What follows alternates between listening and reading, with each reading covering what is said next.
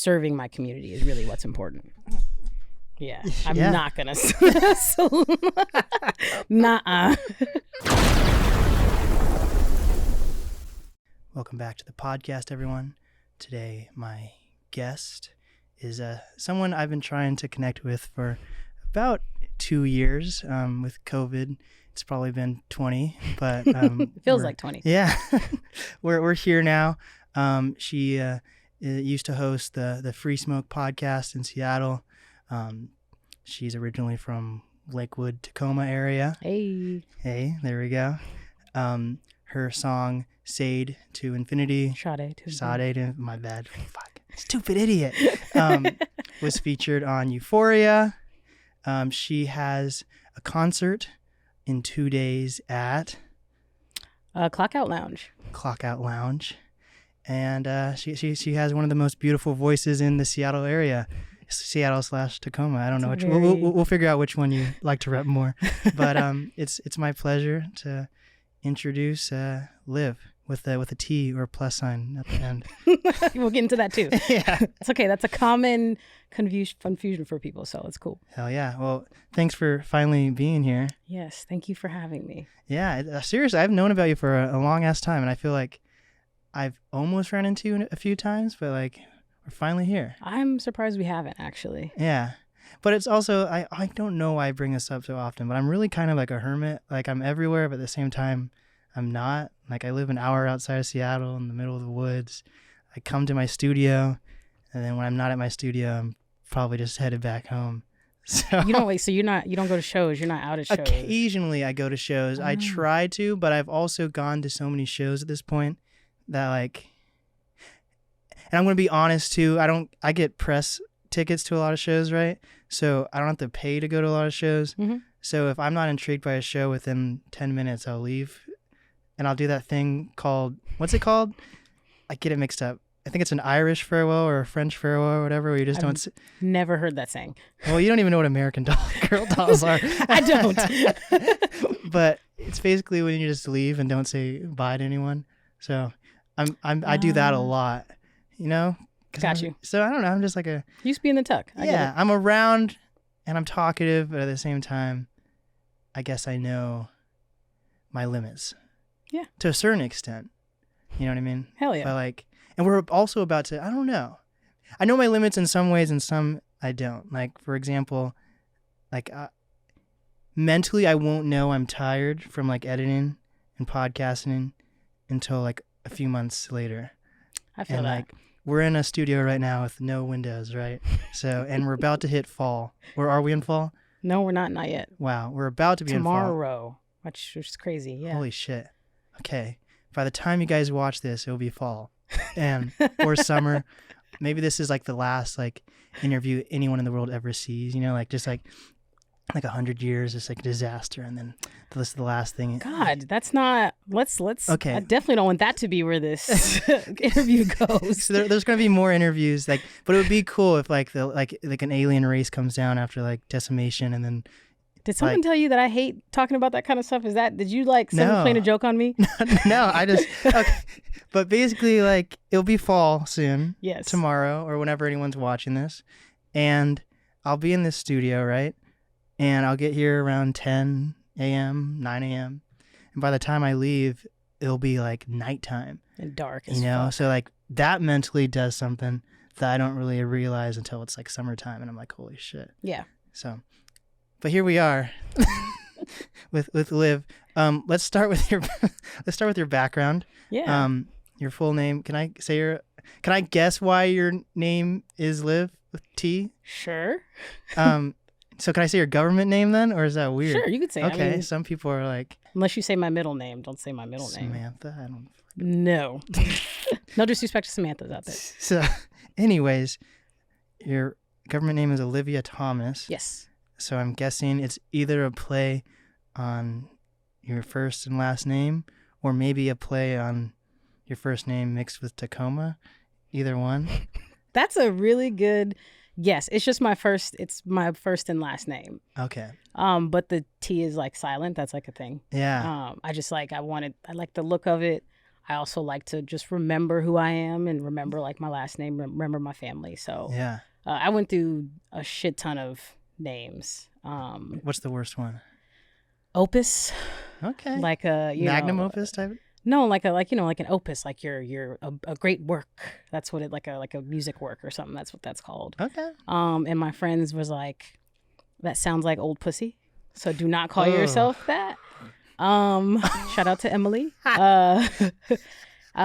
Adrian Lyric, named after my aunt. That's probably one of my more favorite ones. I like that. That's kind of when I started rapping with that name. Priceless was another one. Reminds me of Precious. Precious, like Push Sapphire Precious, the movie. Yes.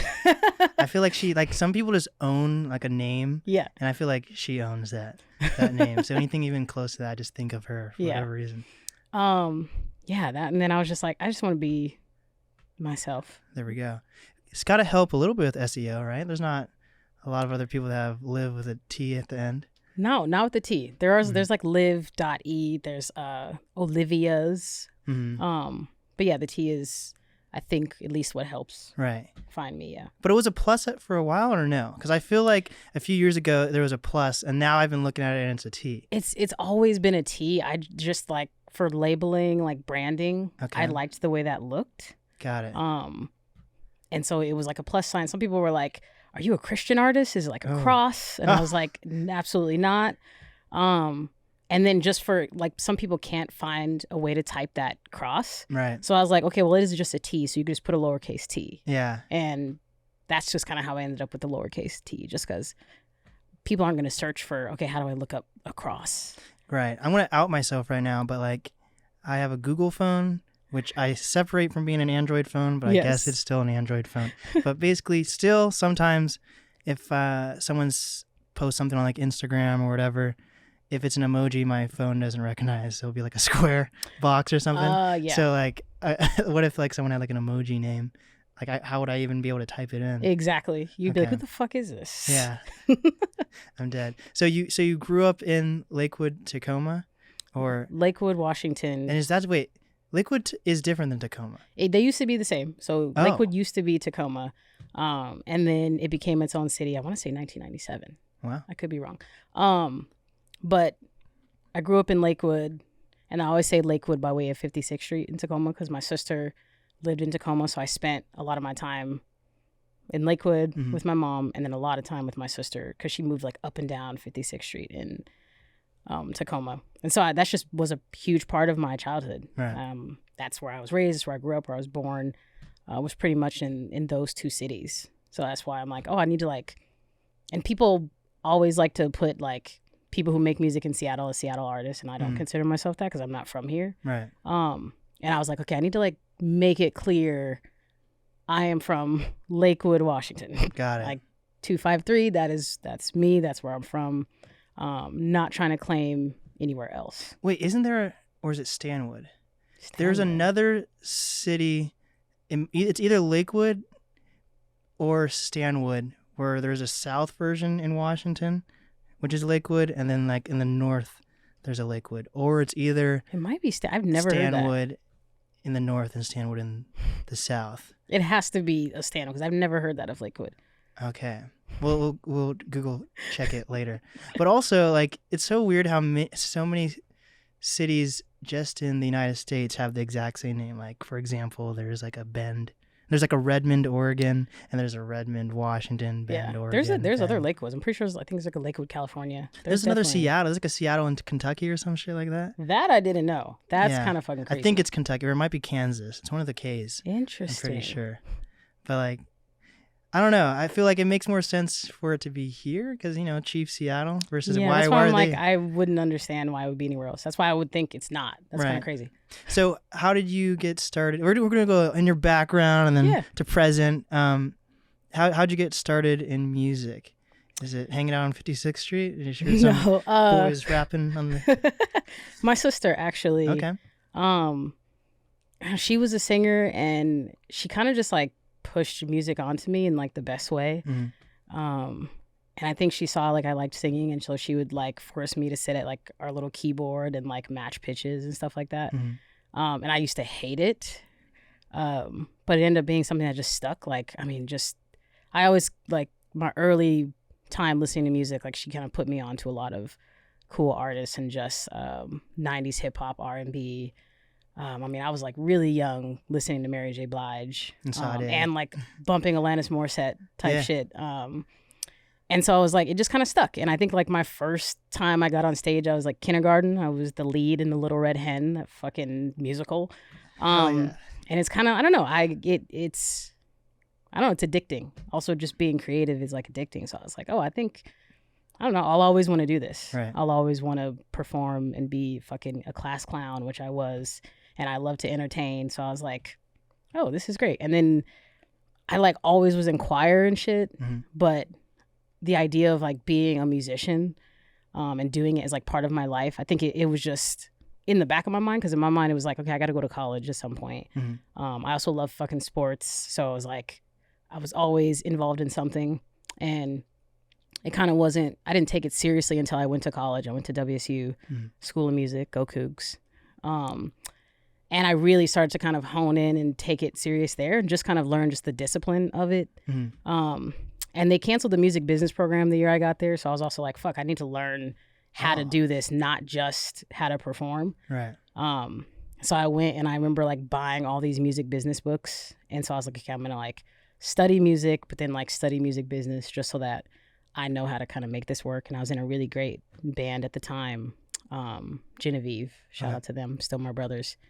And that's kind of where I was like, okay, I'm really going to keep taking this serious and figure out how to just make this a part of my life, just because I was like, there's a way to do it. You know what I'm saying? So yeah, you started out in bands. That's super cool. Yes. But, like, what type of bands, though? Because when I think of bands, I think of, like, rock and roll. Were you in, like, a band that had, like, a hip-hop artist or R&B artist in it? Okay. It was like, they always said we were like a hip-hop fusion, alternative fusion band. Kind of think like Gym Class Heroes type. Okay. What happened to those guys? Yeah, they were, I love them. And you could sit, like, there's like a documentary, like a short doc about us online. We released, like, a whole project together. You guys met in college, or? Yeah, cool. Shout out to Jacob. We had like a piano class together. And I was trying to figure out this lick to this Lupe Fiasco song. And I was like, fuck, none of these fucking kids in this class are going to know this song. And I looked at him. I was like, he's the only, like, POC person in this class. And I was like, I know this nigga knows this Lupe Fiasco song. And I remember I asked him about it. And he was like, oh, yeah, I kind of do it like this. And I was like, yeah, what's your name? And we just kind of, like, connected. He's like, yeah, my name's Jacob. You should come back to me and my dorm. Me and my homies, we got a group. You know, we perform. We, like, try to write songs. And I was like, sure. And I hadn't, like, I kind of spent the first year of school just because I did, like, Running Stars. So I was like, I don't know. I was like, I have a year to just bullshit. Right. And I like kind of bullshitted the first year, took one music class. And then the second year I was like, okay, let me, like, really hone in on this. But I hadn't, like, performed since, like, I think at that point it'd been like 3 or 4 years. The Little Red Hen. Yeah, not little. And I performed in high school, but, like, I hadn't performed since high school. And so I get, like, the first time I meet them, they're like, oh, we have a, like, performance in the, like, I forget, like, North Side. It was, like, one of the cafes there on, like, Tuesday. Just hop on. And I was like, wait, like, perform this Tuesday? I haven't performed in years. They're like, yeah, just fucking hop on. Like, we'll just learn these 2 songs real quick and everything. And I remember, like, for 2 days we were, like, practicing all the way up until this, like, performance. And I was, like, so fucking anxious. There's also video footage of this somewhere. Ooh. It was so bad. Like, I didn't know what to do with my fucking hands. I'm like, my voice was just, like, cracking. And that sometimes still, like, sneaks its way in that, like, performance anxiety. I was like, what the fuck? I just remember I was like, I couldn't project. Like, I couldn't, like, sing out. Yeah. It was so bad. And they were like, no, it's cool. Like, we'll just keep working on it. We should still make music together. And that's kind of like, from then on, I was like, okay, no, I need to figure out this stage fright shit. I want to keep writing music. And then we were, like, a band for the next, like, 4 years at WSU. Wow. We performed at Springfest. Like, we opened up for the Yin Yang Twins 1 year. We won, like, Battle of the Bands a couple times. God, we did a lot. We opened up for Macklemore one of the years we performed there. It was, like, Macklemore and Grinch, and then Macklemore, Grinch, and somebody else, like, something Market. I forget at the time. Common Market? Yes. Yeah. So we, like, we did a lot, and then it was like, oh, okay, we're gonna school's about to end, Mm-hmm. and like I was gonna graduate first, and then some of them were still gonna stay, and so it kind of like was like a natural ending. Mm-hmm. No like animosity or nothing like that. It was just like where we all were gonna be. Mm. And so after that, I was like, I guess I got to do this thing by myself. Do you think nowadays, like if you had gone to school now, do you think it would have been more easy to stay in together as a band? Like you could do like Zoom sessions and all Honestly, that? I think it would. I think the way everyone kind of went was the way it was going to be. Got it. I don't know if everyone wanted to do like the stuff I'm doing now and just like the mental it like takes, the time it fucking takes. Yeah. In addition to the other shit you have to do, I don't know if everybody wanted to do that, which is it. fair. Like this shit is not for the it takes a lot. It takes a fucking lot. 100%. So, and it's not just like just performing anymore. So, Yeah. and I think they knew like I was always going to really be dedicated to this stuff. So you were talking about performing. Why do rappers like, use their hands so much? I think it's like energy. Like it's like it helps like exude and emote. You know what I'm saying? Like at least for me, that's like helps kind of get that energy out. I will never do that. Only drunk on the dance floor, never on stage. Yeah, I can't even dance. I don't feel like my believe dreams that. were crushed when I was young. I did too many carpet spins in my Carpet spins. when you like try to do like like on your head, like breakdancing. No, you just when you're a kid trying to twirl around, and then your parents are like, "What the fuck are you doing?" And then, little bit. Where you think you're breakdancing, where you're just spinning around in a circle. Oh yeah, when kids just be like moving and just doing stuff. Yes. But I was so bad. I think my parents crushed my dreams. They're like, "What are you doing?" And then I was like, "That stuck with me." Everybody can move their body. You give me like you can move your body. Maybe like the amount of people that have asked me if I have ADHD. I don't think I do, but like, so I don't know. Just like if I do, it's definitely undiagnosed. And why would I want to know? Don't you love when people just self-diagnose? Yeah. Or my third grade teacher. Fuck, what was her name? Oh, what's her name? She said you had ADD? Yeah. She Miss Laird, I think. Oh, God. Not shout out to her. Nah. Hopefully I don't even know if she's still alive. I'm not even that old, but there's so many of my elementary school teachers that have already like passed away from mostly old age, which is kind of, too. Yeah. But like she had like this meeting with my parents and tried to tell them that they should put me on like Adderall or something. And my parents got so offended, which is kind of good on them though. Like, because a lot of teachers I don't know if it's that common, but I've heard it a few times, like teachers try to tell parents what to prescribe their kids. Especially black kids. Yeah. Yes. And my parents were not having it. So shout out to my parents for that. Yeah. So I don't know. I'm just high on sunshine and these studio lights. I think like anybody who's like a creative, we just are always like bouncing because we're just like going. So yeah. But I didn't know maybe I'm creative. I'm guessing I'm creative. But like this is creative work, yes. Right. You're definitely creative. But I think I don't think I understood that until maybe 2 or 3 years ago when I started the podcast. Yeah. Before that I would think I was more logistical, I guess. But do you think that you can be born one way or another, or do you think it's just something you kind of come across? Or I think like I there's a term indigo child. Okay, that's my biggest episode on my conspiracy podcast. Indigo children. Yeah, star seeds, indigo children. Like it does really well on YouTube. Like I think that's a real thing, and I think like a lot of creatives like we are born that way, just different, quirky. But then people say like everyone is that, so I don't know. Like no, I've definitely met some people. You're not an indigo child in any sense of the word. Like I have a niece right now who's like she is definitely a little indigo child. I've been saying that since she was like young. I'm like, you're just different. You just like see things different. Some people just don't get you. You're just gonna naturally walk in like conflict. To some people are gonna be like they absolutely love the way you are, and some people are just like, no, you're not for me. And it's like, I get that a lot. It is what it is. Like that's kind of been I had like a elementary teacher, Miss McKay, rest in peace. Oh man. She told my mom like, Olivia's gonna be one of those kids. Teachers are gonna love her or they're gonna hate her, and you kind of just are gonna have to deal with that.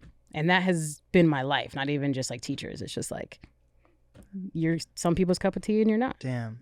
So was your family pretty supportive of you being like creative growing up, or did they want you to like go to school for something else, or what? My mom and my sister were creative. My mom was just like, I want you to do, as long as you get good grades in school. She was she's big on that. Like, and then just do stuff to keep you out of trouble. That's the main thing. My sister was always supportive of me being creative. My dad wanted me to do business. My brother wanted me to join the military. He's in the military, so. Oh, wow. Could you see yourself in the military? I mean, for the team aspect and the leadership aspect, I think I would thrive. But there's the morally and just ethics-wise, I think we align differently. I feel like you can rock a camo outfit, though. I think absolutely the military aesthetic, I could work. I mean, you don't have to necessarily wear makeup all the time. I could have short hair. Yeah. I don't know. There's like this, like women can be more masculine and it's like kind of accepted. I don't know. But it's just, I definitely could do it, but it's just not, I've found other ways to serve my community, serve my country. I think that's important. And mostly when I say that, I just mean like serving my community is really what's important. Yeah. I'm not going to. Nuh-uh. So how would you say you serve your community? I used to, a few things. First and foremost, I used to volunteer a lot when I was younger. I love working with young people, working with kids, specifically like middle school, just because that's like a crazy time. Yeah. And that's like the best time to like get in there and like, all right, sit your ass down and we got to like get you right kind of thing. And so like even before I went to college, I was volunteering and going into schools and like doing like workshops with young people just about like personal development type stuff. Even in college did that. And then when I graduated, I did AmeriCorps for 2 years. Awesome.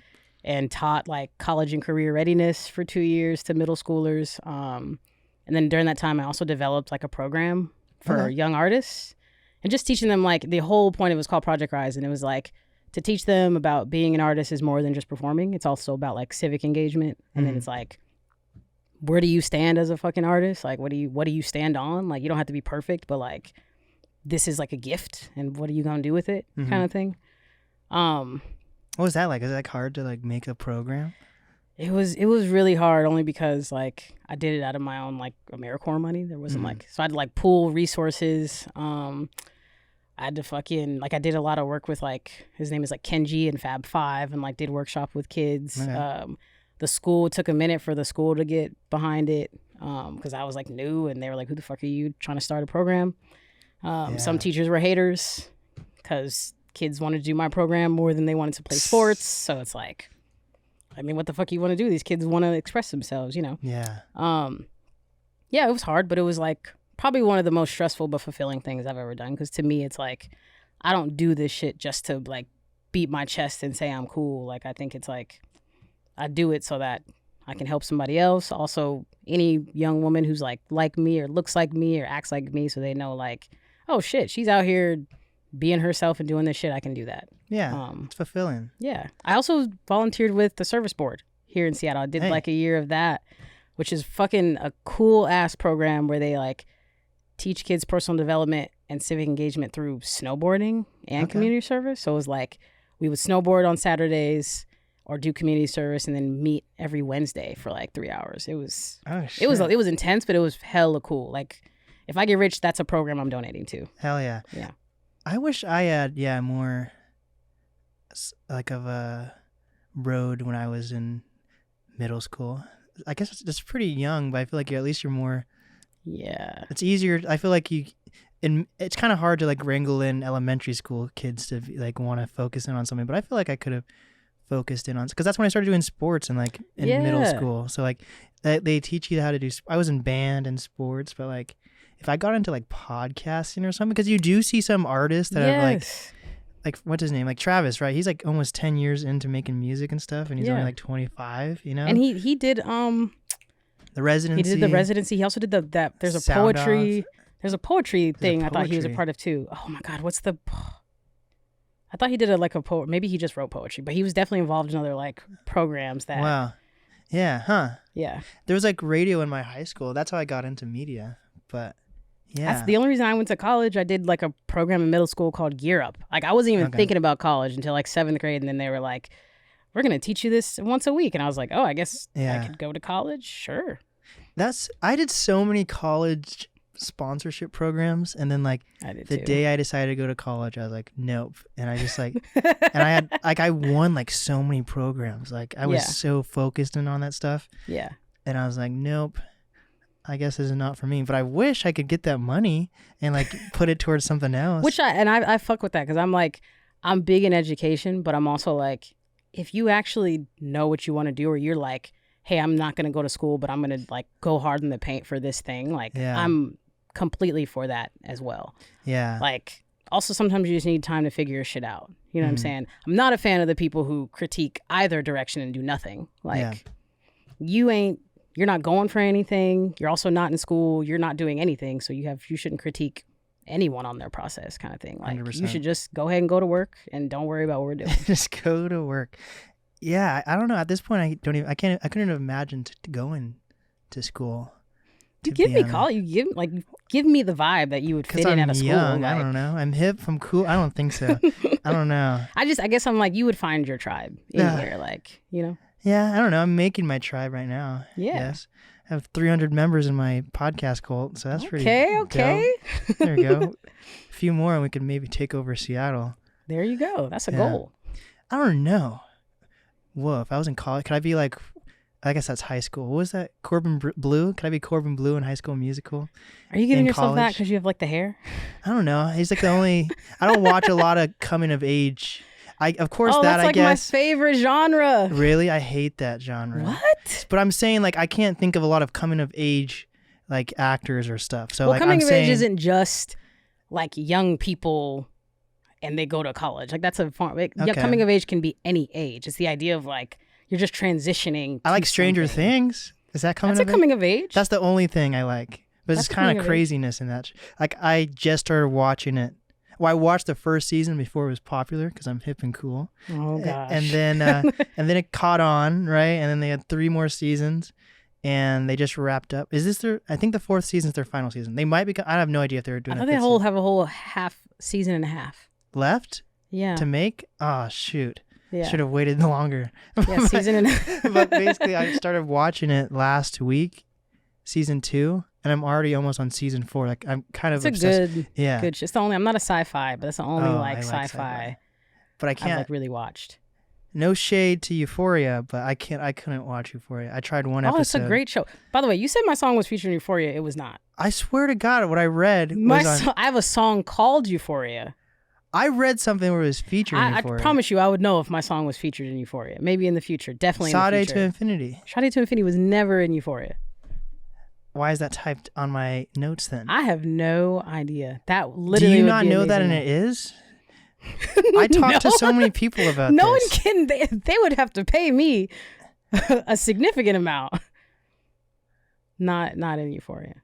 No, I swear it was this whole article I read, and that it was saying like your song was used at an important part of the show where 2 of the characters like kissed for the first time or some shit. No, I promise you I would know if my song was. I promise you. You send me that article because. Lived. But you're manifesting that, and this was like we're gonna look back on this interview when it actually is. But it's not manifesting. I swear to gosh. No, when it actually is in the show, I'm gonna run this clip with the actual show clip and be like, "It's Blake called it first on his podcast." I swear, I'm gonna have to find this because I wouldn't have just randomly. Yeah. Nah. Yes. Oh. You misread? Fuck. It says one of her latest, Sade to Infinity, was directed by Bailey Williams and drew inspiration from romantic scenes. Yes. It's okay. I mean, you can edit all that to make it. Wow. So that we didn't make. Wow. Okay. We're manifesting. But yes, I'm telling you, this is gonna be. I'm saying this now. This is gonna be the promo for when my song is actually in Euphoria. We're not even cutting this. This is part of it. See, but yeah, I can't stand like fucking Camp Rock would never watch. High School Musical would never watch. Euphoria. I tried the first episode. So it's so good. I mean, some people are on the fence though. I'm not even like a big fan of like Stand By Me. Some people love that movie. That's a classic. It's a classic, sad though. But like, I don't know. The only scene I really like is when they jump off the train tracks. That's and they pretty get the things all over their bodies, right? When they go in the water. Is that where they, or was that earlier? Oh no, that's just when they swim. When they're like, let's they got all the go leeches. swimming. Yeah. Yeah. But that's the only part that stands out to me, I guess, in that movie. Yeah, I'm not really, I don't know, maybe I didn't enjoy my coming of age experience. So I was That's fair. but I don't know, maybe I did. I don't know. I feel like everything Again, it happens. doesn't have to be young. It could be like any it could be age. 60. Yeah, it's about like Like those commercials that are like, I can't wait till I'm a grown up, and there's like 60-year-olds. No, I'm saying like it's literally about just something that happens and it changes someone's trajectory of life. And that can literally happen if you're fucking 10, 16, 60, 35, like. So a midlife crisis. No. Sure. Have you ever seen the show This Is Us? Is it Or heard coming of of it? age? Yes, I've heard of it. Yes. That's like a coming of age show, but it's not about young people. It's like mixed in, but it's not like fully what the show's And about. it's like super sad or something.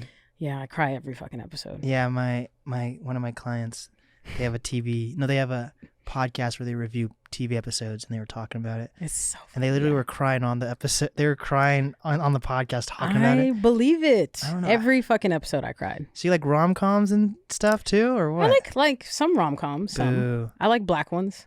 I don't primarily. I haven't seen that one. I want to see that one with Denzel Washington's son. What's his name? And Zendaya. Oh, I actually haven't seen that. You know what I'm talking about though? The black and white one. Yes, I think I It's haven't on seen it because I heard Netflix. it was like, so I was like, I'll just wait till I'm in the mood to watch it. Yeah, that's kind of sometimes some music or like movies, you really have to be in the mood to like appreciate Yeah, something. that's one of those. Like, Yeah. I'll get to it eventually. Like I have like let me show you. You probably can't see it from here, but I have like a list of movies and songs and things to listen to. That you just like, I'll get to it. Yeah, like so these are my movies. It goes. Oh fuck. Yeah, you know what I mean. So I'm big on taking notes, I feel that. guess. I like that. but I don't like taking. No shade to interviewers. I hate when interviewers have like notes next to them. Ah, You know? interesting. That's why I don't have notes. I kind of memorize. And you like to just Everything. kind of go with the flow. Yeah, but like I kind of memorize. Like sometimes I like memorize what I'm gonna say, Mhm. and then I don't know.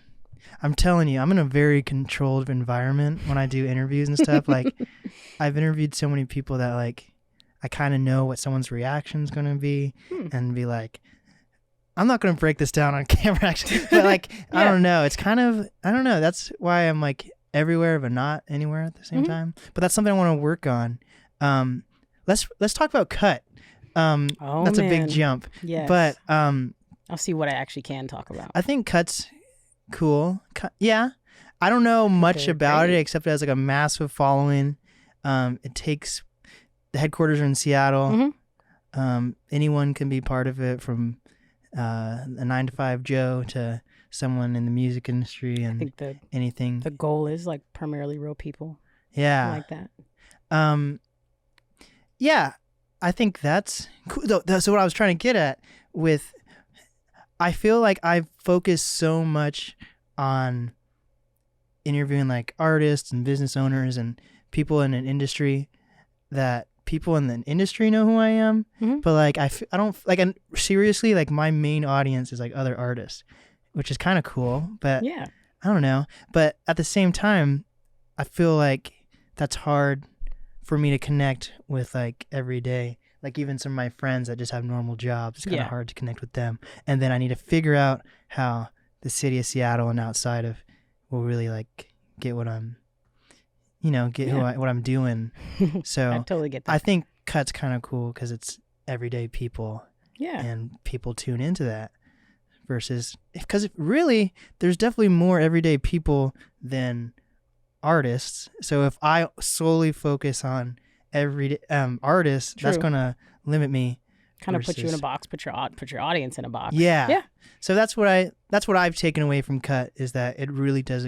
I think that's one reason why probably you guys have a good marketing budget. But on top of that, like the fact that it is everyday people, just an everyday Joe can watch that as well. Yeah. And be like, I mean, and I "Whoa." think the goal, I mean, it's social experiments with real people. I think the goal is we like real people and Yeah. like getting stories. I mean, that's my favorite part about working there, is just meeting new people and getting stories and learning about people's new stories and learning about people's different human experiences. I think it informs me as just a person and as an artist, just meeting all types of people from all different walks of life, all different types of views. It's hella cool. Like it's never boring. Yeah. Do you know when, like, how it got its start? And for people who don't know what Cut is, it's like, I think it's like, it's not just a YouTube platform, or is it? Yes, it's like a YouTube channel. Ooh, can you hand me my water, by the way? Yes. Thank you. And I believe I'm not the best with Cut history.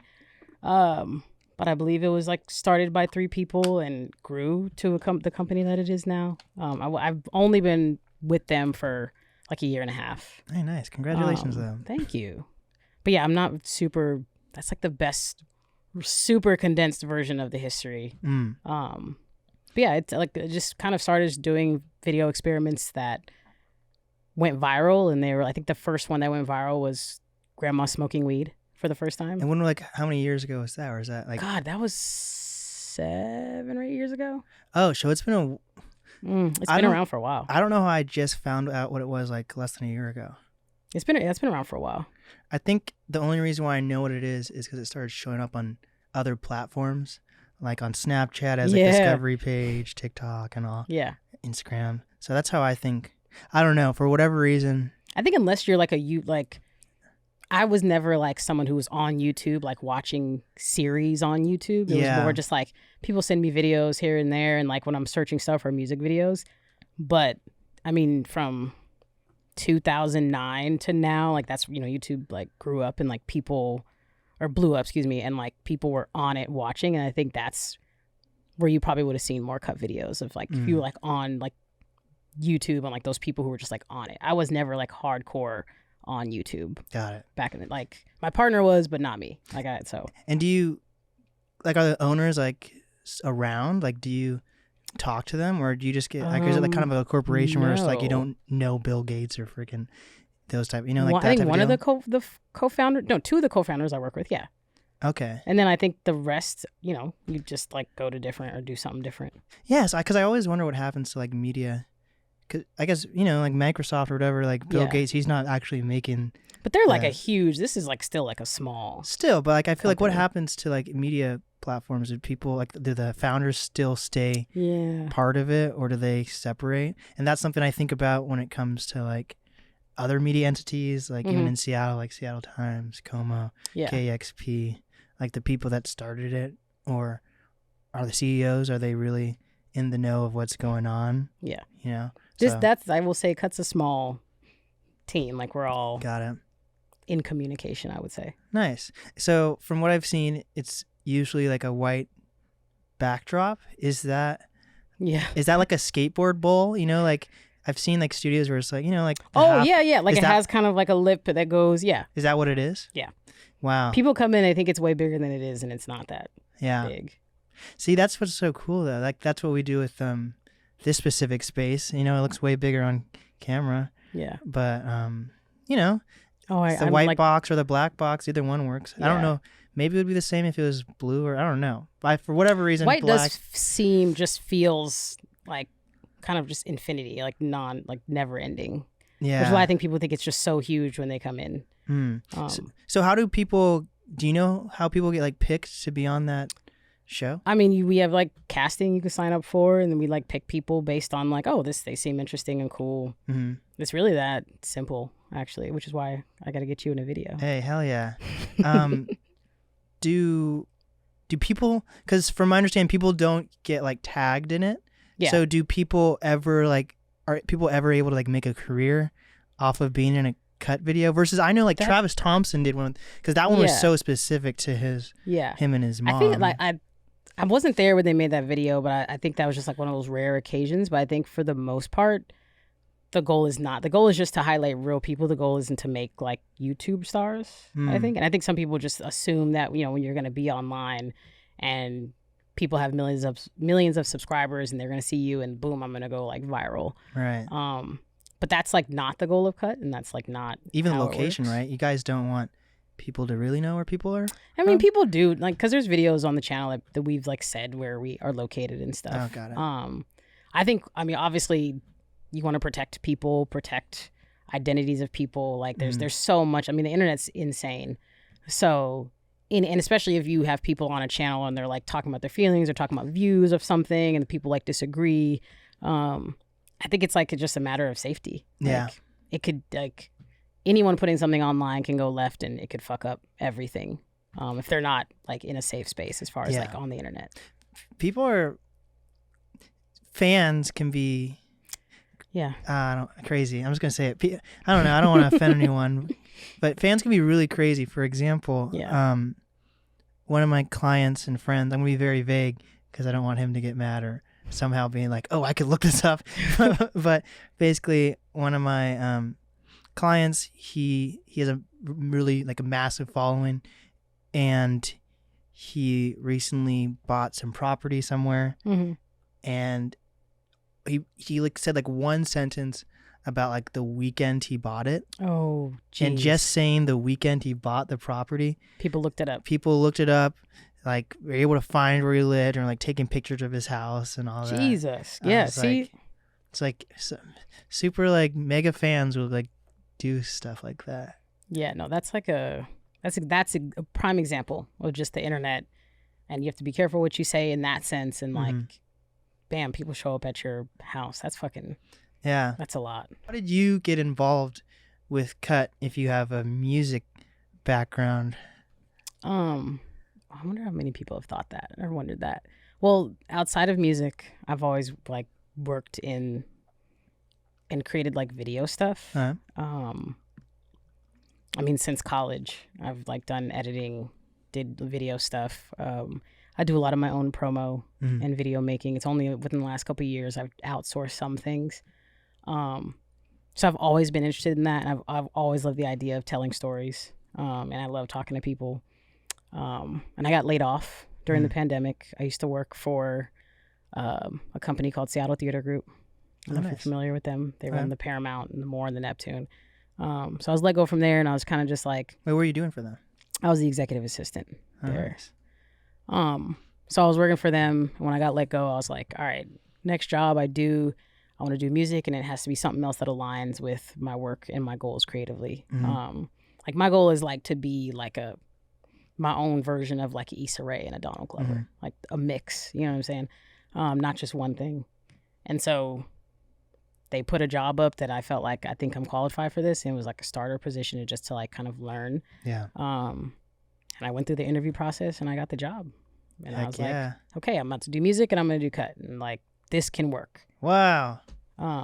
So it allows me to be creative visually.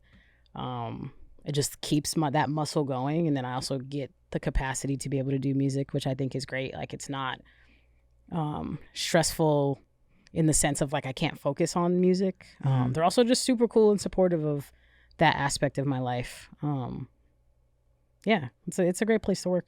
Dang, that's cool. Like to find something that kind of relates to what you're doing or want to do. Yeah. Versus I feel like a lot of people get trapped doing what they don't want to do, and then their dreams and aspirations go farther and farther and farther. It kind of sucks the fucking energy out of you. That's kind of the position I was in when I got let go. Like it just with the pandemic and everything that was going on, and I was working at a predominantly white institution while all that fucking that summer George Floyd and all that stuff. So I was just like, God, I was just not happy. So it was kind of for the best that when I got laid off, and I was like, gave me time, just think about what I really wanted to do. And kind of manifested the Cut job the same way I'm manifesting my song in Euphoria. Yeah, there we go. Well, you also, man, I really hope I'm not getting all this. I know, now I'm like, who knows what you researched?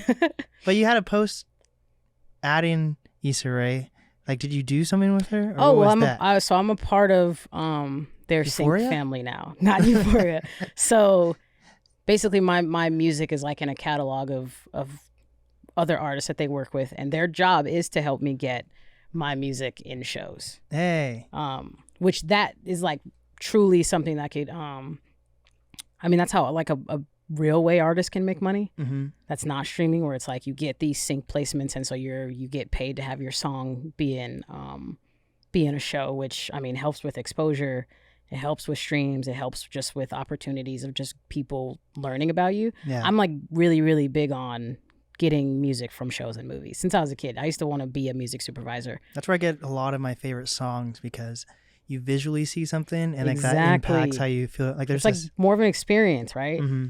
And so I've always felt like when I experience songs, that's when it sticks to me the most. And I've gotten so many great songs from movies from just since I was a kid, where I would like wait till the credits go and I'd like wait to see like, okay, where was the song at in the movie? This is before we could like look it up. Yeah. And I'd be like, all right, oh wait, that song, and I'd like fucking go to like some way to try to find it online and try to download it.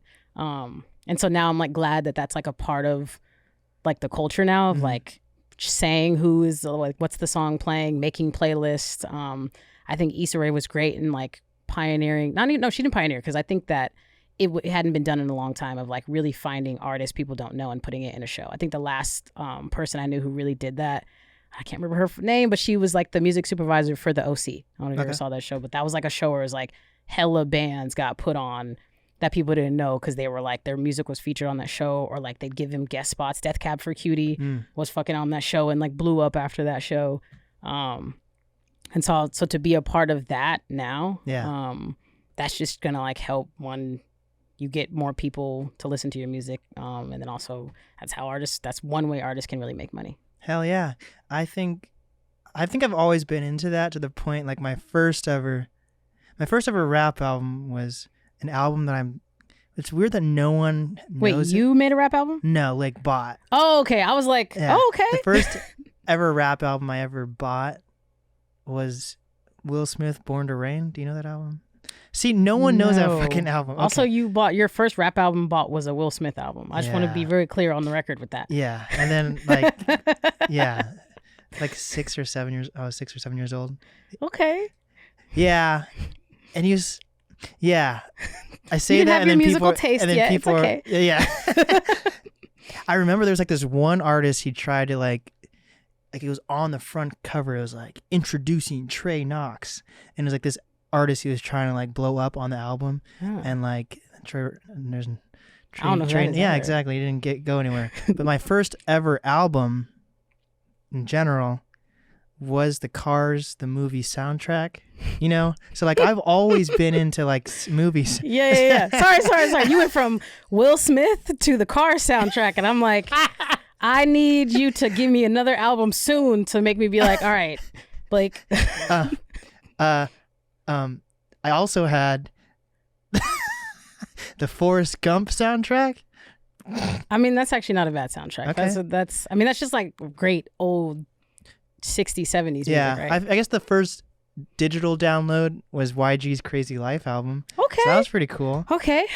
I was like, I don't know where this is going with Will Smith in the Cars. I guess no one listens to Will Smith that much anymore. I mean, if you would have said, like, I think what it was, Big Willie style. Yeah. That's like a big. I had all those albums. The one, I think that was the blue one. Were you like a big fan of Will Smith? Yeah. He was like my inspiration shit. growing up.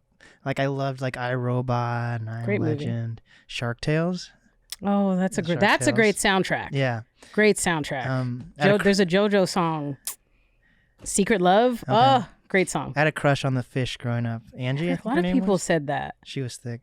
She had big lips. She was cute. You're redeeming yourself from the Will Smith purchase. But like, I don't know. I wasn't one of those people that was like, oh no. Like, of course it was bad that he, slapped Chris Rock, but I wasn't like, oh, this breaks my childhood dream. Yeah, because I obviously thought it was hilarious. I grew out of Will Smith. Not as an actor, right? He's a fucking fantastic actor. What has he been in lately? I guess he was in the King James. No, what was that called? See, now no one even Serena Williams and no one even King Phillips. King Richard. Okay. I thought that was a good movie. Yeah, but I want to be like, oh, I want to show this to people. That's fair. So, I don't know. At least he's not like Jamie Foxx. I don't know. I like Jamie Foxx, but a lot of movies he's been dropping lately are very like the one Netflix watchers. one. I haven't seen it yet. Also Day an amazing Shift. musician. Yeah, and comic. Yes. But I don't know. Like he's kind of some of his movies. Like I haven't seen a good movie from him since like Django, because he was like in like he did some like corny action movies like Olympus Has Fallen or whatever, and then I don't know. So, but shout out to soundtracks. Yeah. Or like there's this one song, I think it's called Space Junk by Wang Chung. I don't want to be wrong with that. I think that's who it's by, and it was from The Walking Dead, and I forget the main character's name, like the sheriff or whatever. He's like flying away in a helicopter, and there's like all these big explosions, and like the freaking maybe there wasn't explosions, but I imagine explosions. But there's like a lot of zombies on the ground, and he's in a helicopter, and like I think it's the end of the season, and they play that song as it fades out, and him in the helicopter. So like I always play that song, you know. So like if I'm driving in my car, I'm like I'm in that fucking helicopter right now. Yeah. Like what's your favorite like soundtrack song of like all time? Ooh, shoot, that's a really good. Ooh, that's so hard. Life on the Highway, Cars. That's a great. I sang that. Life on the Highway. Great song. I wanna ride all night long. Sang that at my graduation actually. That's funny. Oh wow. See, Cars did. It did. It was a good soundtrack. God, I think like a classic, and this is like I watched this when I was like fucking really little, but it's like it's Whitney Houston, so it's like the Bodyguard soundtrack. Some people might not are gonna be like, "Who the fuck is that?" Most recent, I mean, Insecure, the series as a whole. Oh, I haven't seen it. That's Issa Rae though. You haven't seen that? Is it a coming of age thing? No, not at all. You're telling me there's no. Is it coming? I mean, I don't know. You don't strike me as like someone who might like Insecure, but I think you'll like it. What is it about? Insecure? Black people living in Los Angeles. Is it like Atlanta? I like Atlanta. Oh, it's not as like, I feel like Atlanta has just a little bit more of like that like grittiness or comic highbrow art where it's like some stuff it's not going to be super straightforward, which I love that too. Right. I also love the Atlanta soundtrack, by the way. Yeah. But it's more like, best way I can say it is just black young people living in Los Angeles and like their life, what they go through. Could be considered a coming of age. I'll try one episode. I don't think you'll like it. Okay. If you, I don't think, but that series as a whole has had one of the best runs music wise in the last like I'd say 10 years. It was so great. I think Dead Presidents is my favorite soundtrack. Okay, you know? That's a good soundtrack too. That's Howard a good Melvin on it. Had Al Green on it. Had a lot of good songs. Love Jones. That's another. It's like a black one from the 90s. That's like great soundtrack. That's too. I haven't seen it because it's too like romantic for me. But see, black people like black romantic comedies aren't like they're like aren't like no. They're not like they're. I don't know. So there's like a certain like corniness to like white ones, which I love too. But it doesn't. It's. I think like sometimes black rom-coms are a little more serious, with the exception of like if it's an actual comedy like a Love and Basketball or like a Love Jones is like it's not a I would say it as like a love drama more than anything, but like a fucking Think Like a Man. Oh, I hate that. I can't stand Kevin Hart, to be honest. He's not like my favorite actor at all. I don't. Is he anyone's? I don't know, because I thought he was in like he's like people's favorite comedian for sure. Yeah. There's people who love that. I feel like Kevin Hart is the same in every fucking movie he plays. Like he's just Kevin Hart. I thought he was in like blockbuster movies, but I was looking through his movies the other day, and they're all like kind of like B movies. The ones with The Rock, I guess, are considered like Jumanji's probably one of his biggest. When they say blockbuster, because his movies do numbers. I think that's why they call them blockbusters, because his movies like when he's like featured in a movie, it does well. But blockbusters, because I heard a theory that they do well because they dump all like the money into him, and then the rest of the scripts just go in the. I mean, they put a hell of money into marketing and shit. Like, yeah.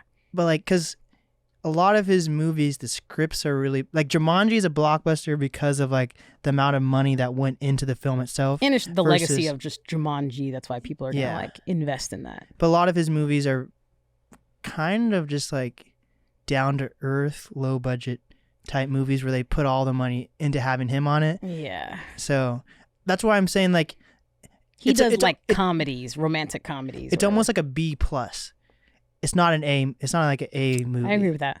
Yeah, I wouldn't even give it. It wouldn't be a B movie because there's some B movies that I like better than some. I would say some of his like. I would consider his movies. Yeah, he's just an A-list actor, but like the movie itself. How is that possible though? That's kind of cool. I think about that too. Like, how do you set up? That's kind of something I don't know if you fall into that or you plan that in your trajectory. I would say from watching his interviews, I think he's strategic of like low cost movies, but I can get paid high, so it's not really gonna cost me that much. It's not gonna cost me a lot of time. Yeah. Like I can still like fuck. It's gonna 2 months doing this movie, not even 2 months, and I get the rest of the year off to be with my family. Or I get time off. Like I think of The Weeknd. I think The Weeknd's like a musical genius, but then a lot of my friends that are artists are like, first of all, look at all of his credits. So there's a ton of people that help make it possible. He does have a lot of people helping him. Also, it's pretty easy once you get the ball rolling to start making things connect. But like, it feels like all his albums are connected, like almost like a soundtrack. He's a great but you can argue that once the ball is rolling, it's easier to shape that and have callbacks from newer albums and being like, see, it does connect, versus playing that from A to Z. Yeah. So I think he's fantastic musically. I also don't think there's anything wrong if you have writers or you have a team. Yeah. That's like part of the business. Doesn't make you like less of a genius. Right. If someone co-wrote a song with you. I think whoever the artist is who has to carry what that is, who has to help push that aesthetic, who has to help push that brand and be that person, that takes a lot to do. And to do it on a level like his, and I don't believe he's the kind of artist that is just hands off and just tell me what to do and I'll do it. Like, I think it's a lot more to it than just, well, he has people helping him, so he's not a genius. I think any genius has had people working with them, 100%. you know, and had people helping them and giving them the space to be a genius. Yeah. Back on the timeline, you were at college, you graduated, the band dispersed. What were like the next steps for you? Like, did you think you were going to become like solely a musician at that point, or did you have like some jobs you didn't like? Like, how far after college were you working at like the theater group? And yeah, I actually took time off just because after like everything with the band and just like ending school, I was just kind of tired, and I was like, to be honest, like scared to be out on my own. Like it's way easier to do it with a group of people versus you being that one person. Yeah. So I was like, for a while, I kind of was just like, I'm just going to take a break. I'm not going to do anything with it. And I like started to dabble in it like 2 years after I graduated. This was like, I want to say it was like 2014, 2015. Kind of got back into it and was like, okay, what am I as like an artist by myself? And I like had started songs here and there. I started a lot of songs. It took like years to start all these songs. And it wasn't until my dad passed in 2015 where I was kind of like, okay, I need to like really, like, life is short. I need to do this shit. Like if I'm going to do it, I need to stop being scary and just do it. Especially if I'm teaching young people, this is how you be an artist and these are the things you do, and I'm not doing it. Right. I was kind of like, well, I'm a fucking hypocrite. Also, like, who am I to tell them if I'm not even doing it? That's an interesting perspective, though, because sometimes when someone in someone's family like passes away, it goes the other way where they're like, I can't. Yeah. Do I mean, there art. was definitely like some hesitation, but I'm also like, I like, music is like everything. Music and creativity is everything to me. So at the end of the day, that's also like my refuge. So being able to write things and express myself is also like helpful. You know, it's stressful only when it's like, I got to release it and you got to market it and you got people to like it. But the actual making music and singing is great. It's like, it helps, you know? And so at the time, like, yeah, there was like a moment of hesitation and like having conversations with my brother about like, all right, what's the next steps? You know, like, you know, my, I was like kind of I was working as like part-time for like a dance camp in Seattle.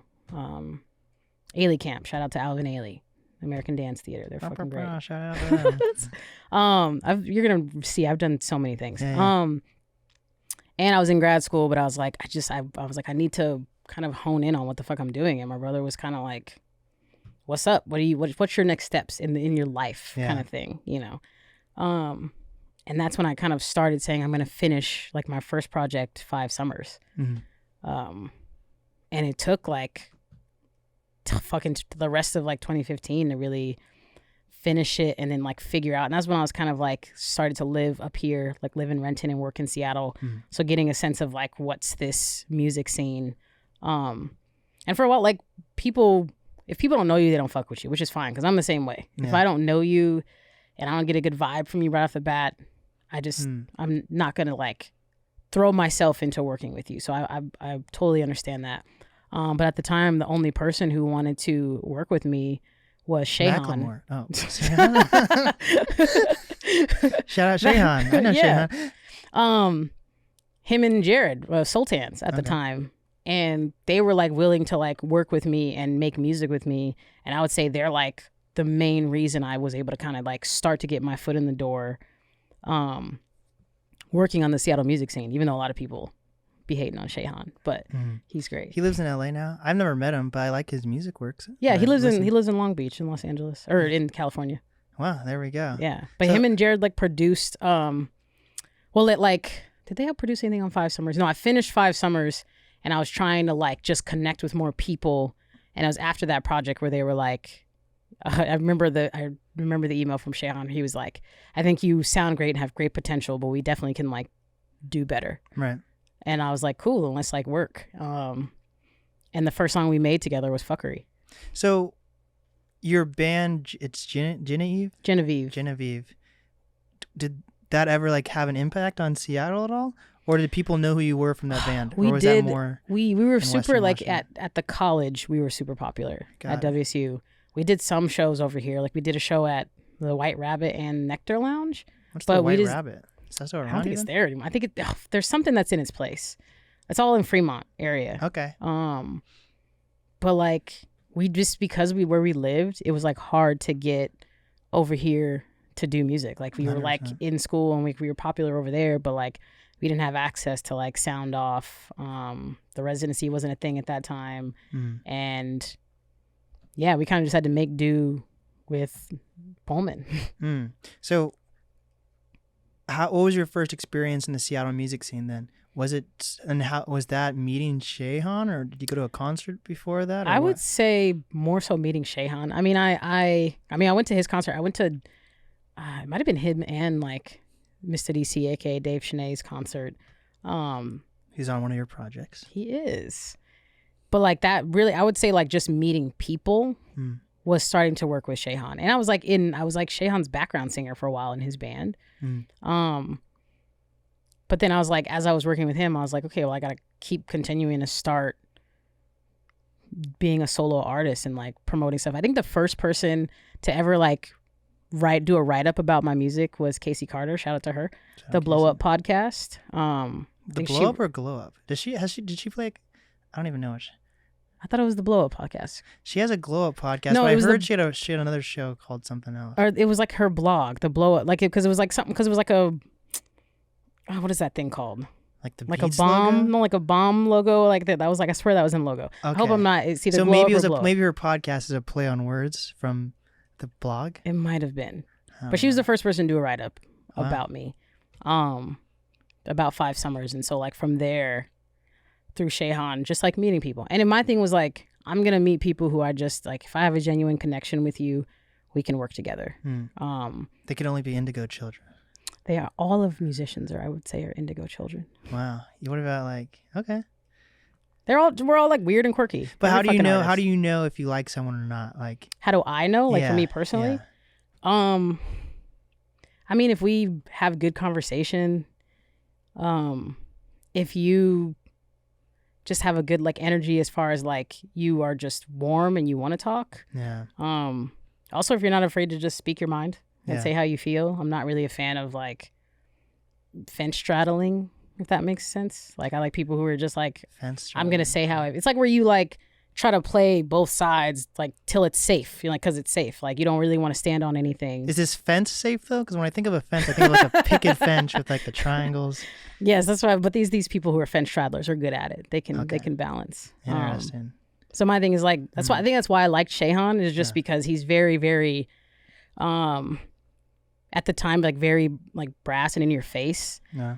But I was like, at least I know how he feels. I don't have to guess. If he didn't like a take that I did, he would be like, I don't like that take, or I don't like this song. Did I agree? No. Sometimes like, but at least I like knew where he stood, kind of thing. So, yeah. So how long did it take for you to feel like you had a place in Seattle? like fit into that's the music a good scene? question. And did you ever focus on the Lakewood, Tacoma music scene? I mean, I focused on Seattle because I mean, I focused on Seattle on the internet because the internet is also just a tool. But QAnon. This is not the conspiracy podcast. But like, you know, they're like a major metropolitan city. It's a music city. That's why you focus on that. Yeah. There's no music venues in Lakewood. My thing is like, I'll just rep Lakewood. Like people know that's where the fuck I'm from. Yeah. I don't know if I like maybe. That's such a good question. I'm like, I don't know if there was like ever like a moment. I think after I did my second project, Black Girl Unbothered, I think it was enough to be like, oh, who is this person? Mm-hmm. And a lot of people listened to it and liked it. That was one of the, Nobi was on that one? Nobi was on that one, yeah. I think that's actually how I found you. I think I interviewed, Nobi was like probably in the first 30 or 40 interviews I ever did. Mm-hmm. And then he was doing all these features, and then you guys had a song. And then I found, because that was released in 2019, 2020? Yeah, 2019. 2019. Yeah. And then... yeah, and then I reached out, and then COVID hit. Yeah. Basically, is the deal. Nobi was one of the music people who I met who was like just a good person and just fucking talented, like super talented. There's a song that I still listen to that I love. It features him, Dave Shanae, and then Allah. What is it? It's Dave Shanae's song. I can't think of the name of it, but those three, and I still listen to that, and I was like, I like this guy. But it was like a Mr. DC song or a Dave Shanae Yes, song? I think it was a Mr. DC song. Got it. I'm pretty sure. It was on his 2 projects ago. I think I know what you're talking about. Oh fuck, I love that fucking song. I still listen to that song. I'll probably listen to it now when I leave. Heck yeah. He's one of those people like just a good person. We could talk about music and talk about stuff for like hours. And then when I hear him rap, I'm just like, he's insane. So do you classify yourself as a hip hop artist then, or just because you're also like singer? Do you just say like a lot of artists say just artists now? Or what do I you was gonna say I have said creative, like I'm a creative. Yeah. I don't know. I think genre wise, I would say like more R&B than hip hop, but I like can dabble in that. Right. Mostly just because I like to do it because it's fun. Just to, I don't know. As you've seen from my story, I'm not really like a one person or one thing person. I like to do hella shit. Yeah. Musically too. Like, recently I was telling my bandmates, I was like, oh man, I've really been wanting to just sing some jazz shit. I'm not gonna release a jazz project. Wait, do you have a band right now? Yeah, but like a band, like my band that like backs me when I perform. Oh, okay, yeah. But they're like super dope jazz artists in that band. I'm like, I don't know, let's just like do some jazz shit. Not like as me, but just because I want to sing.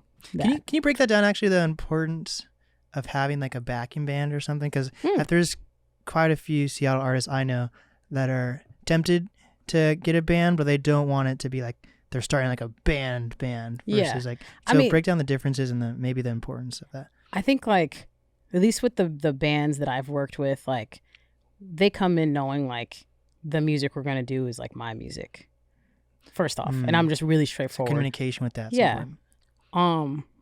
Also, yeah, like we're in a band. It's not like you see us as a group and there's a name and that's it. But like when I'm on stage, it's going to say Liv on the bill. Mm-hmm. You know what I'm saying? So it's just like, they just know that right off the bat.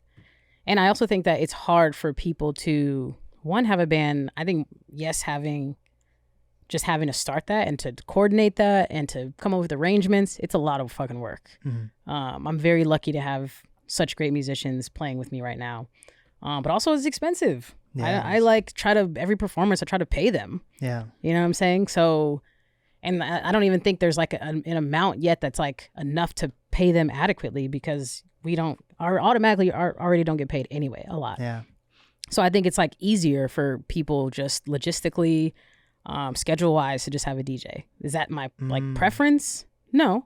Although I love Paco and Keish, they always like are usually the people who DJ for me, and they're fucking amazing. Oh, is that Queen? Yes, it is. Yeah. I know who that is. Their brother was randomly in here, I think. Do they have a brother? What's the name? Queen, I don't know his name. He was on a client's podcast of mine. Black? Andrew? I don't know. He's kind of taller. I think he had glasses. I don't know. Now I don't know. I'm pretty sure. Yes. It's Keish? I thought it was Cash. It's Keish? It's Keish, like Keisha. Okay.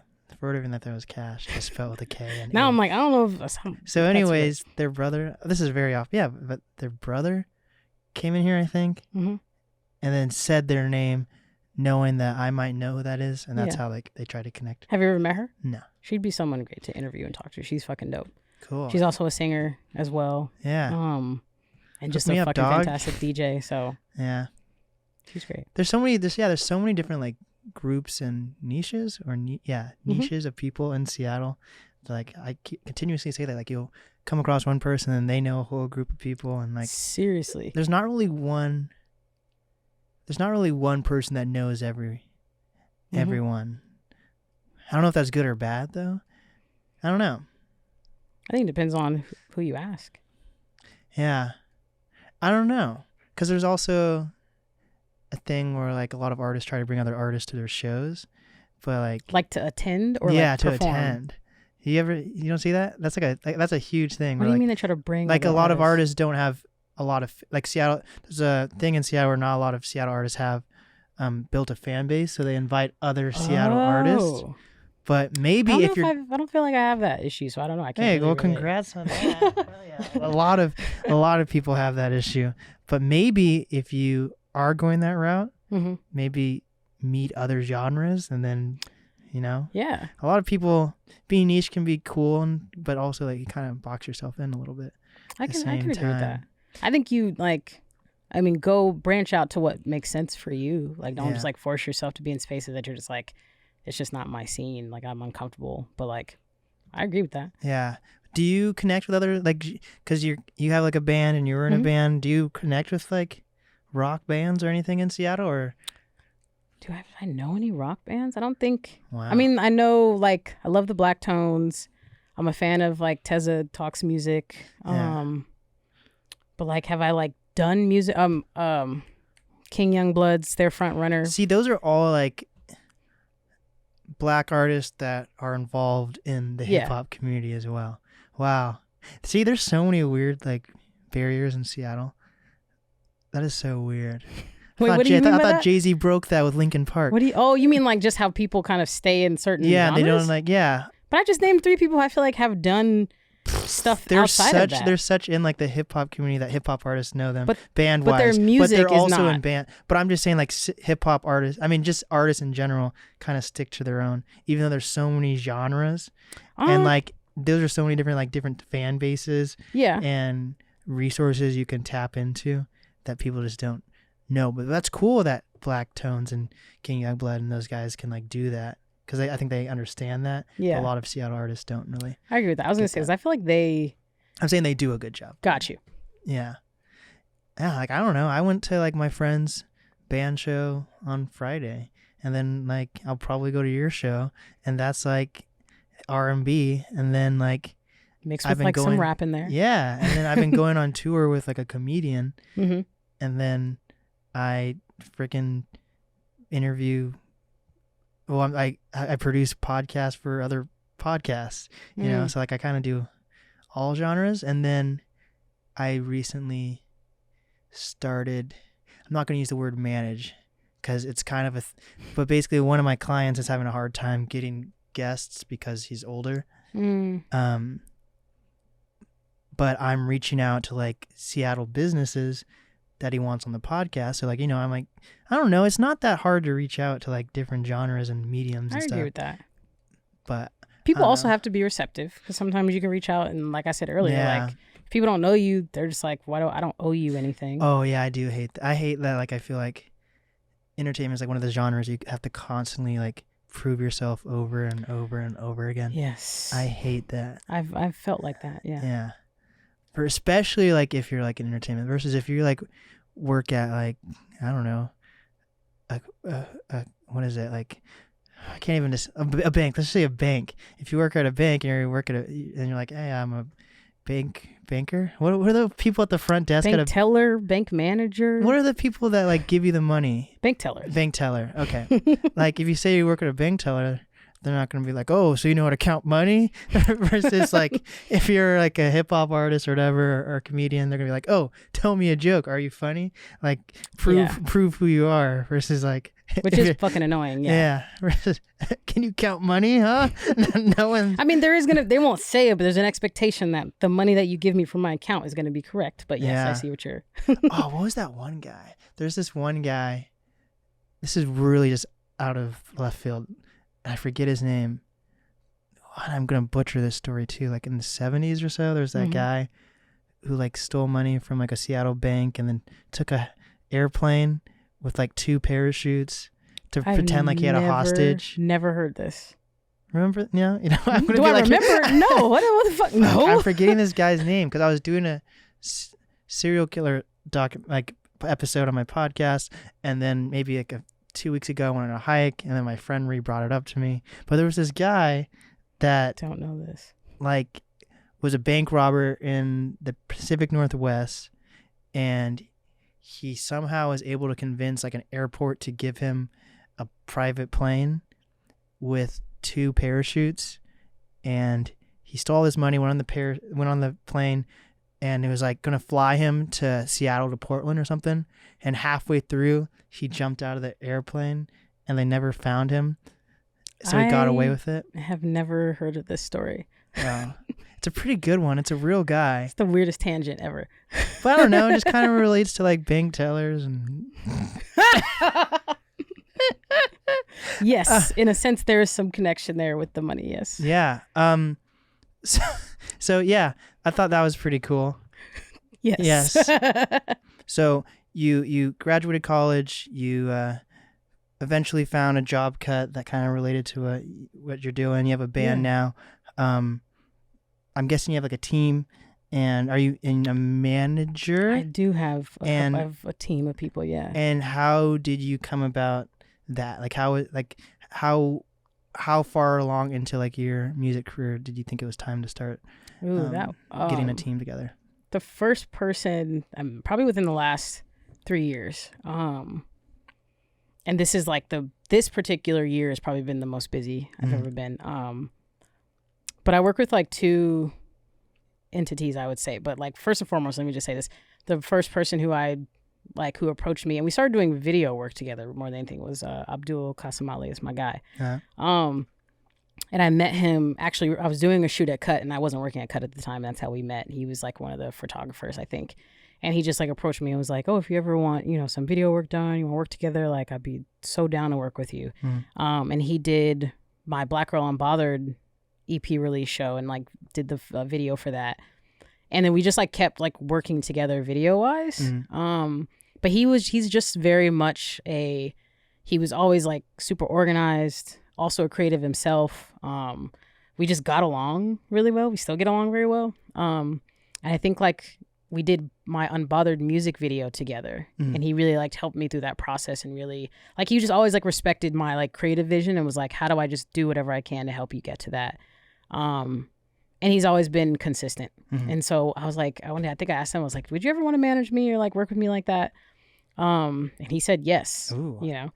And I actually started working with him before my other 2 managers, my old podcast mates, AP and Jimmy. Because I think at the time when we were going to work together, I was just like, I just didn't at that time think I needed a manager. I was just like, I felt like I had something to prove, in the sense of like showing people I can stand on my own 2 feet, showing people a lot of what I do, I have done that. And I just like, I'm super prideful, and I was just like, I need to like do that first. But then Abdul came like later. But after, so Abdul and I are rocking together, and I am super close to AP and Jamie. I love them, my brothers. And we just like stayed working together on the podcast, and in general, we just are friends. Yeah. And we just love music. And just talk about it all the time, talk about music business. Like we just share in that. And I think there was a point where Abdul and I were like, we need some help, because things are just getting to be a lot. And like basically on the creative side, there's so much, like video and just everything with my brand that we're trying to do. And then there's the music business side. And I think like I can only do so much with my time and my capacity, and similar to him. And then also he just didn't have the same music business knowledge in a sense. And I think I want to say, was that this year? Where I was like, I approached AP and Jimmy, and I was like, let's seriously consider how all of us can work together. Hell yeah. So I signed on to work partially and managed under Jimmy and AP, and then still Abdul. And then I still do work with like Harvest House. I'm not managed under them, but that's like Day One and Harvest House is kind of the two entities that help me just continue to do the work that I do. Yeah, I've just been very lucky. Like it's just being able to have people who support me and believe in me. Just makes my very, very difficult job a little bit easier, you know? Yeah. I love that pivot from bank robbery to teamwork. Hell yeah. Yes. So what made you decide to create a podcast, and what happened? Just COVID or? Well, I was actually approached by AP to do the Free Smoke podcast. Just because he was like, I don't know, just wanted to be like three dudes talking, you know, want a woman who is mostly like, we wanted a woman of color and a woman of color who knew about music and pop culture. And we actually, there's like, I can't remember the place. It was like on Airport Road. It was like one like late evening, me, him, and Jimmy. I'd never met Jimmy in person. I've only seen him on Twitter, and his avatar was not what he looked like. So I expected someone else to show up. Yeah. And then I was like, oh, it's like a black guy. Like, okay, black guy with dreads. Did not know that was you.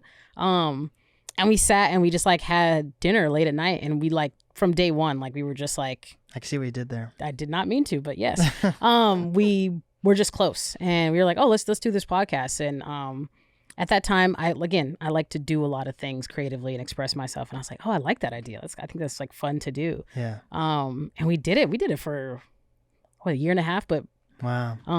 COVID happened, and it was also our fucking, if you listen to some of our old episodes for the when COVID started, it's like depressing. And we were just exhausted.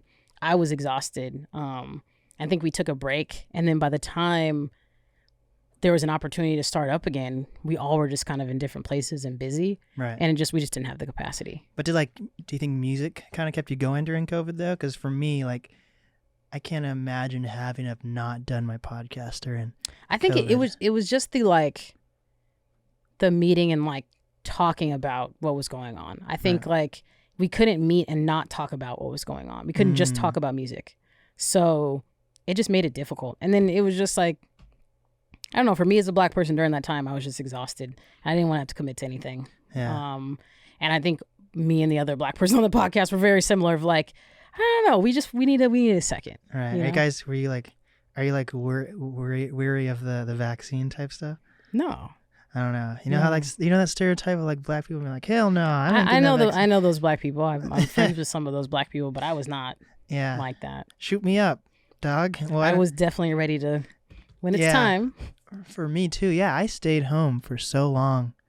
Seriously, if I hadn't had done Zoom interviews, first of all, like some of the guests I got were insane, but like, yeah, I was getting cabin fever so bad. Yeah, I was like that when it first started because I'm usually someone who's like everywhere, like popping around everywhere. So the idea of like having that all condensed to my home and then trying to create was really, really hard for me. Like I remember I set up my studio in the living room. I set it up in the kitchen. I set it up in my like bedroom, in my closet. And I was like, I can't fucking create here. Yeah. And I was really like, honestly, what helped. So like a little prior to shutdown, I had been going to something called Broke Speakers. And I learned about Mead Street.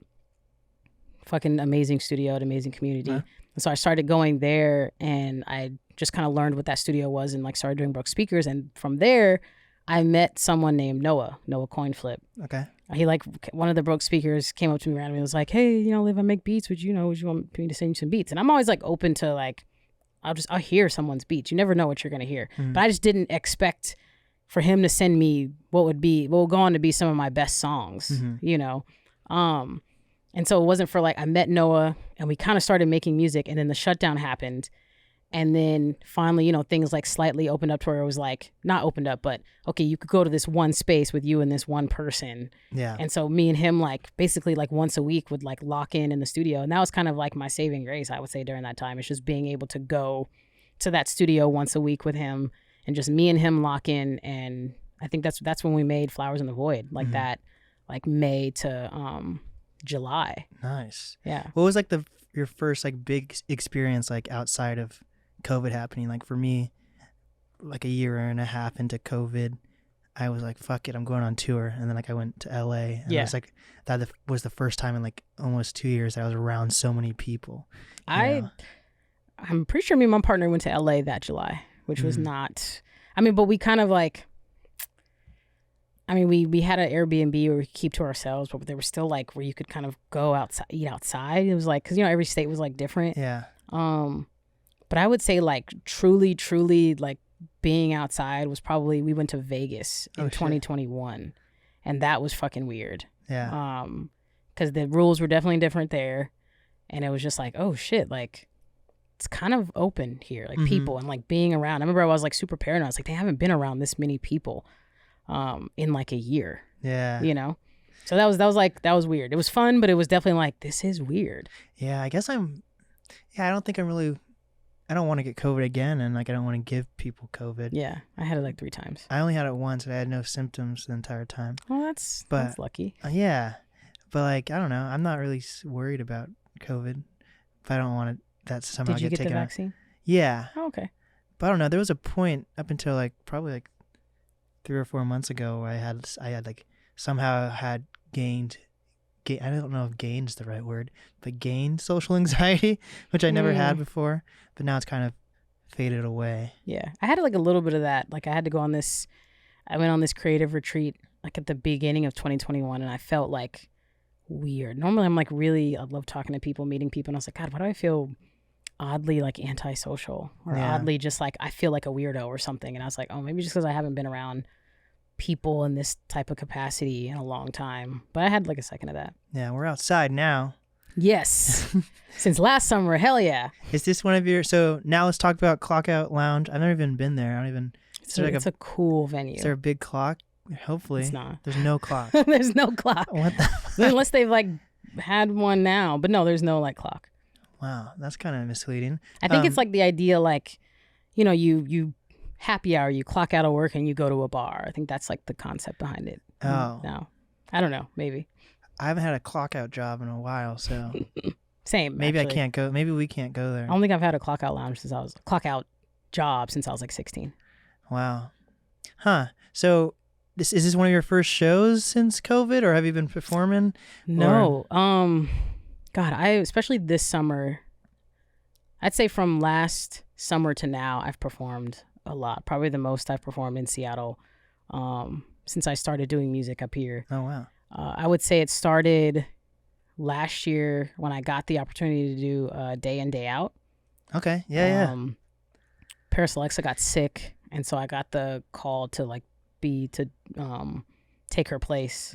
It was literally like, it was like a 2-day turnaround. I had like a day to decide, a day to rehearse, and I was like, fuck it, let's just go. Yeah. Kind of thing. And me and Keish went and just like, I don't know, performed the shit out of that. It was great. It was a great day.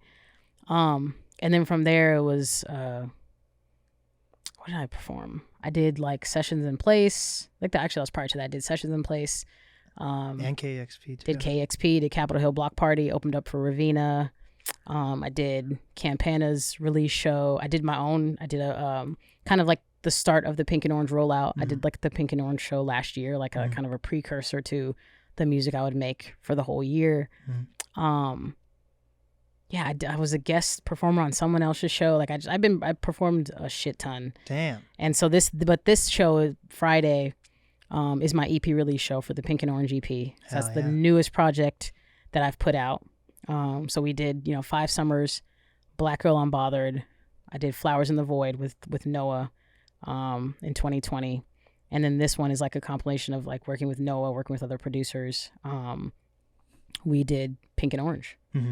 It's probably been my most successful project to date. And the whole project is just geared towards like the feel of those Pacific Northwest sunsets. And like I'm a big, because we talked about with movies and experiencing music. And one of my favorite things is like when the sun's going down, driving and playing particular types of songs. And I would say Life on the Highway could be a sunset song. But to me, it's like, okay, you can take these 7 songs and you could play it during golden hour and it'll fucking play from front to back during golden hour. You know? How about this? Do you have a favorite like sunset spot in the Seattle area? I love Lakewood and when it's sunny. Really? I love when it's sunny and I get to like be in Lakewood with my mom and I have to drive around or go do stuff, or like sometimes I'm just like, I just like to go drive around where I live. I love it. I'd say it's a neighborhood, and I don't want people to like, I don't think anyone's gonna go to it. You think they're gonna go? I'm like, oh shit, I'm so popular. A rush of people to this. But there's this neighborhood in Factoria, which is right outside of Bellevue. It's called Somerset, and you like drive up. It's like what? And you drive up it, and near the top of the neighborhood, like the neighborhood's like on a hill. It's like almost like a private neighborhood. And you drive to the top, and then you park like on one of the roads. In front, you kind of have to park in front of the house. What's it called? Somerset. Somerset. I mean, and it like sounds pretty fitting. You park at the top of like an angle at the top of this hill, and you like see all of Seattle and the bridges, and you like the sun like literally like sets like behind the bridges, and it's really. Ooh, I need to know Somerset. that location. I'll have to show you it. It's really cool. Yeah, I've been really into sunsets lately. I went to is it Cary Park? Yeah, I went to the Cary Park for the first time. Like it's a good area. I think I'm a Seattle guy. Like I have my childhood is from Seattle, and you grew up here. Yeah. Okay. But like, there's so many parts of Seattle that somehow I don't know. That's just like I mean, I'm not from here, but I feel the same way. There's parts I just have never been or don't go to. Like you didn't know there was a Lakewood, and we don't even know if it's in North. It might be Stanwood. We'll throw some images up in the post production. But yeah, so what is your favorite song off your new? Ooh. Would you say EP or album? I would say EP. Okay. EP's because it's like 7. Yeah. What's your favorite song? Okay, how about this? What's your favorite song? What do you think the audience's favorite song is so far? That's so hard. I would say my favorite song is the song with Dave B. Let It Go. Just because I wrote like that just came from such a real place. Like that's one of those songs, and I think I do my best writing when I write from a real ass place. And like every fucking lyric in that song, I was like, I meant that shit. Even though like unreleased, there's like a rap verse that's unreleased. I do it live, and like so that song probably is my favorite. And then I just like when Grady, shout out to Grady, he sent me that beat, and I just like in 10 minutes came up with like that first verse. I heard Dave on it from jump, and it just took a while to get him on it, but I'm glad. Like shout out to Bailey, kind of helped make that connection happen. But that one just because it came from a real ass place. I think a lot of people love that song because of Dave, but I think the standout song is going to be Sweat, and then people also love Pink and Orange with Dave Schnee on it. Got 2 Daves on this album. I do. That means it has to be featured in Dave, the TV show. That would manifest. We manifested 2 shows that my music is gonna be in. But yeah, and but also I mean, fucking, anytime I get a J-Wop feature, it's amazing. But I think surprisingly, also that's like a sleeper that the more people hear it, and I think when they hear us perform it live, Crash and Burn with Belina. But her voice is fucking amazing. I met her at Broke Speakers, and I was like, who the fuck is like this person singing? Like that's just like an amazing voice, like truly. Yeah. And I wrote this at shout out to Abraham, his house. He's a friend of mine through Harvest House, and the producer Frankie just played this on a loop, and I just started singing the lyrics, and I was like, I met her, and I was like, I want to get you on a song, and like she did that song with me. But that one's like surprisingly a lot of men like that particular song. It's like it's a ballad, sad song. But I think Sweat for sure is probably gonna be people's like that's number 1 favorite. It's like the catchy dance one. That people said it gets stuck in their head. And that's the one I just did a music video for that a few weeks ago. Check it out. Hell yeah. Who's like featured on the, is that what you say for like lineup? Like who's on the lineup for the show? Belina's going to be performing. She's like direct support. And then Ava, who's also a part of Day One, who's Allah's sister, who's also a singer, is going to be opening for me. Nice. Is that Alla person? Do they still make music? Allah definitely still makes music. Huh. I know some She'd also be someone great to interview. There we go. Well, hook me up with some of these people. I got you. Yeah, there we go. See, you're part of the NAST community, and the support goes both ways. Hell yeah. Yeah. So, what is some final advice that you have for up and coming artists, creators, influencers? I would say I always give the advice of like, do you Do what you love. Don't compromise that for anybody. I also want to be an example of like, you don't have to be in one box. My favorite artists aren't one thing, and embrace that, like to whatever capacity you can. And especially in this day and age, there's so many lanes of things you can do. And if you feel your calling is to do that, then fucking do it. You know what I'm saying? Like, you don't have to go to school if you don't want to. If you want to, dope too. If you want to be a singer, but you also want to juggle, but you also want to own a fucking restaurant, like, I say embrace that shit. Why not? You know? Hell yeah. What is the easiest way for people to reach you? Hell yeah. You can look me up, Liv_music with the Q on all social platforms. My show is this Friday. Clock Out Lounge, doors open at 9. The Pink and Orange EP release show. It's going to be fucking dope. We're going to sell that bitch out. For real. This is the NAST podcast with Liv T. And we just... Hell yeah.